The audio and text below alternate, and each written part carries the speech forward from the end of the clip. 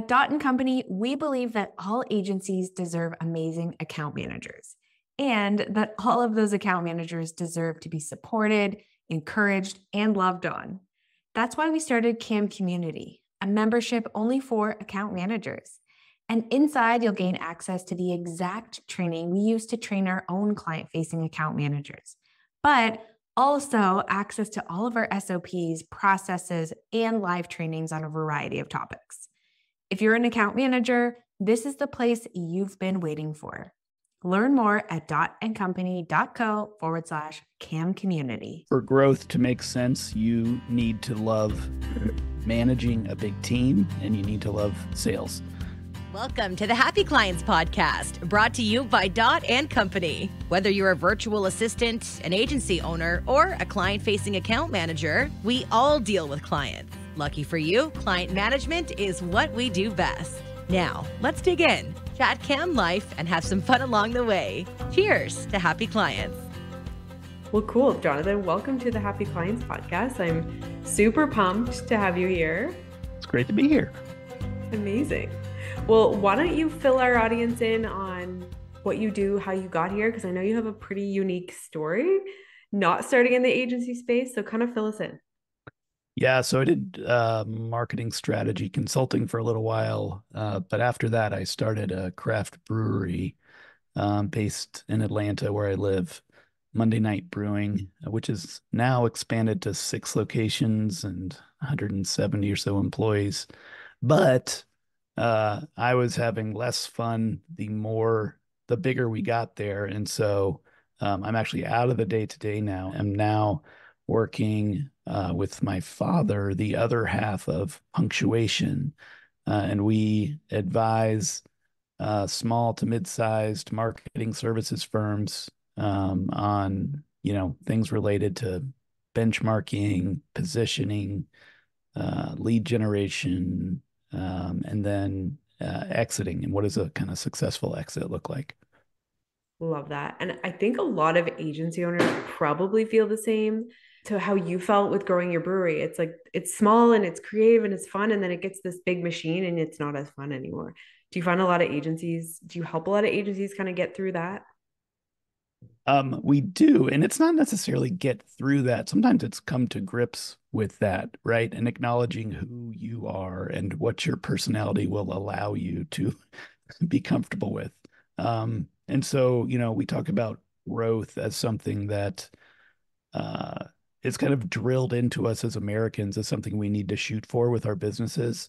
But growth is not always the right answer. Growth can be the right answer, but you might just be in a stage where you want to have a small team and, work on the work you want to work on. And that's fine. And there should be no shame in that.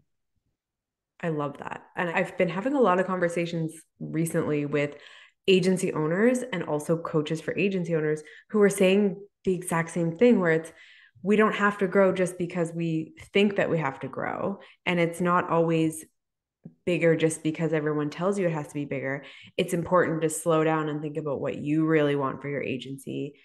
It's not all about the potential. We get addicted to like, oh, but it could be this big, or it could have this many employees, or if I just, and it's not always the best answer. Yeah.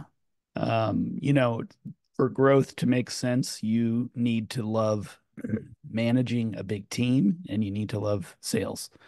Those are kind of the two things. There was a book that was very inspiring to me called Small Giants.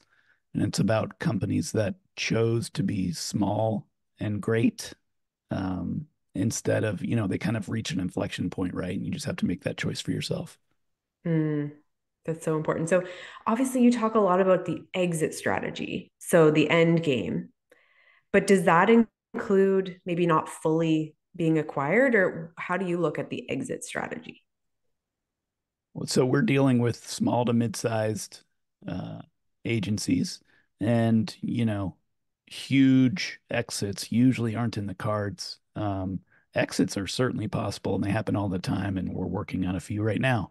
But that's not always the right call for everyone. And so we approach it kind of as an advisor to say, given your situation and your needs, is it a time need? Is it a monetary need?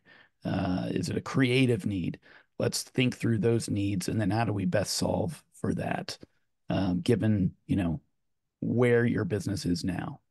And so that can take the form of uh, selling to someone larger. It could take the form of bringing on another partner to kind of solve for some of your deficiencies. It could take the form of just putting a ton of process in place so that you can scale back your time commitment. There's a lot of ways that you can kind of solve for things. Because I think a lot of times we think that the end game has to be selling, but it doesn't always have to be. Like you're saying, it might just be you're not good at managing a business and you have to bring somebody in that knows that space so much better than you do. And I think it's so helpful to have people like you in the corner where you can chat things through and say, like, hey, things are not working out the way that I thought they would. Where are the gaps? Where am I not seeing properly?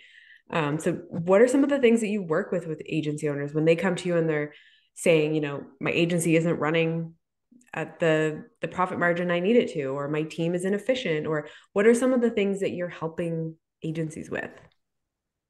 So I mean, those are two of the big problems that people come to us with. And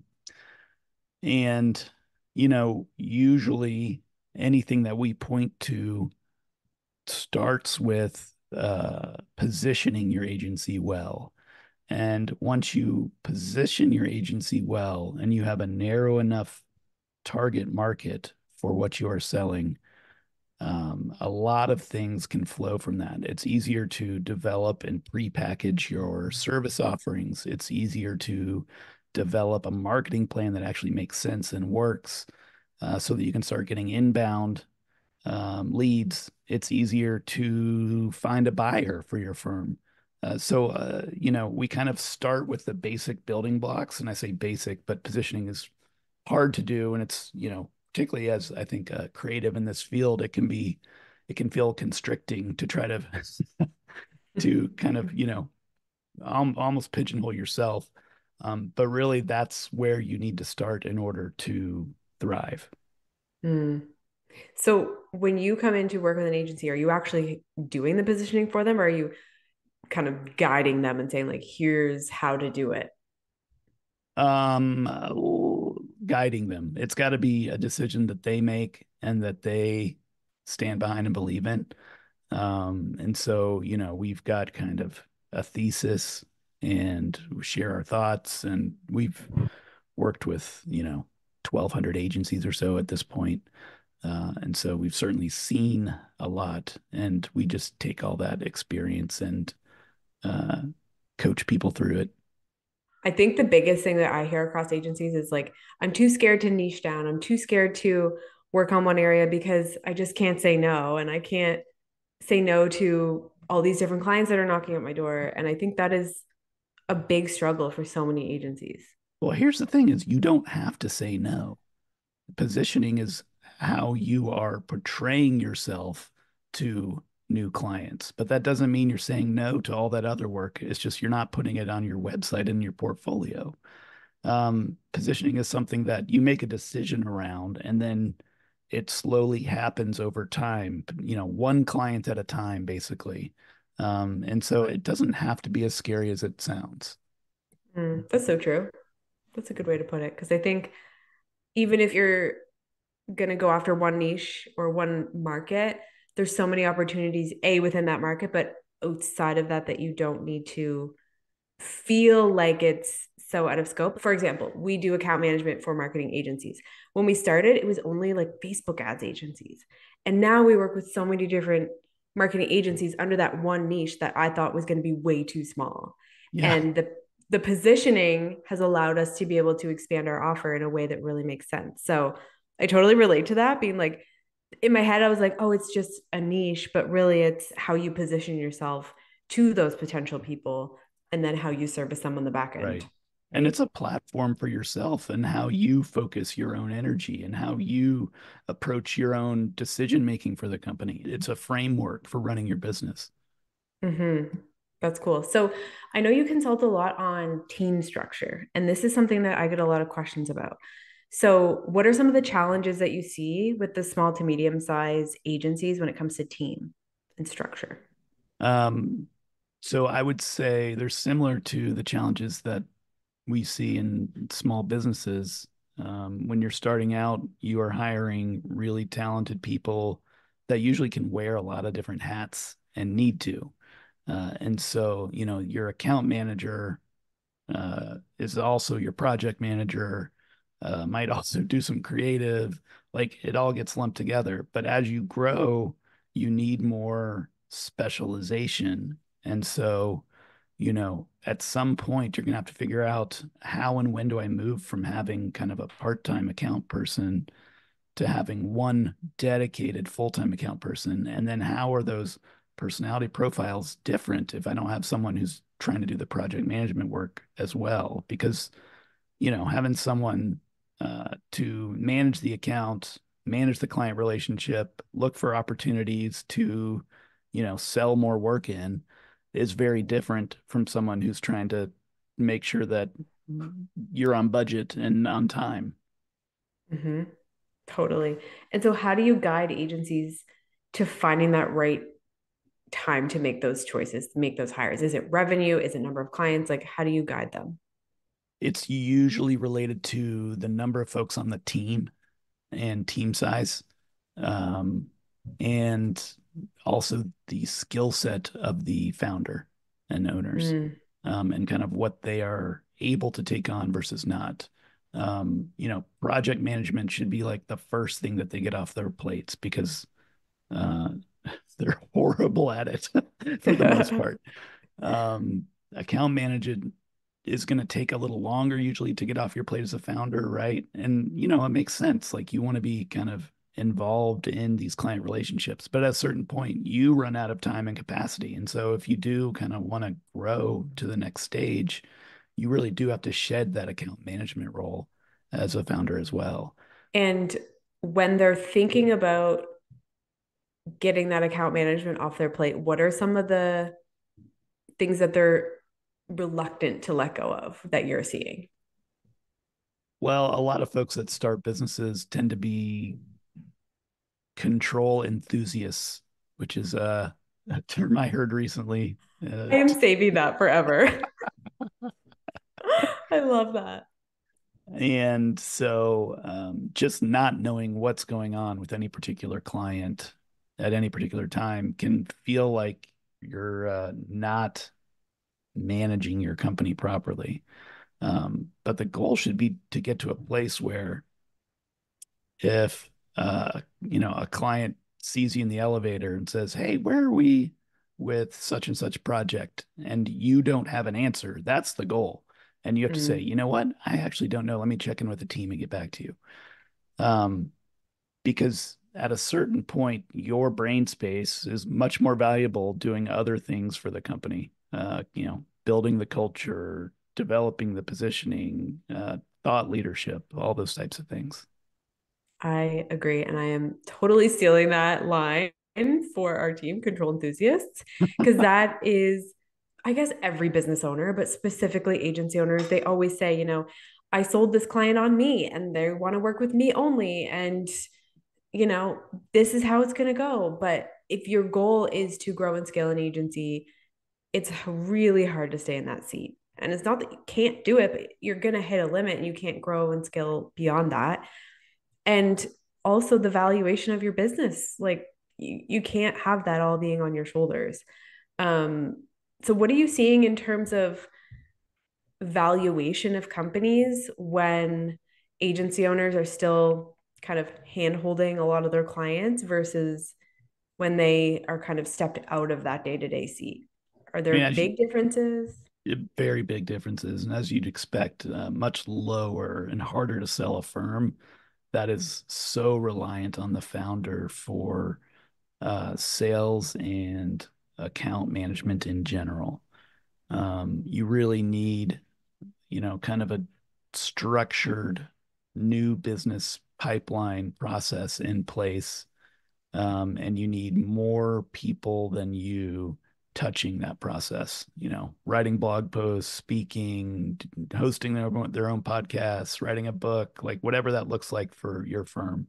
It cannot just be the founder. The multiples are going to be lower to start, but also there's just a ceiling on how big you can be. And so your agency is just not going to be as valuable. Mm, that's such a good reminder.